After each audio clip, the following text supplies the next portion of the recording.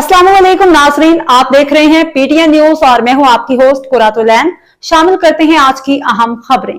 किसी भी भारतीय जारियत का फैसला कुन और मुंह तोड़ जवाब दिया जाएगा। Core commander conference Rawalpindi. Core commander conference के शुरा ने किसी भी भारतीय जारियत का फैसला कुन और मुंह तोड़ जवाब देने के अज़्म का इजहार किया। फील्ड मार्शल सैयद आसिम मुनीर की ज़ेर सदारत 272वें corps commanders conference GHQ Rawalpindi में मुनाकिद हुई, जिसमें इंडियन प्रॉक्सीज के हालिया हमलों में शहीद होने वाले के लिए फातह ख्वानी की गई। कॉन्फ्रेंस में फील्ड मार्शल ने गैर मुल्की सरपरस्त याफ्ता दहशतगर्द गिरोहों के खिलाफ जंग में पाक फौज के जज्बे, आज़म और हौसले को सराहा।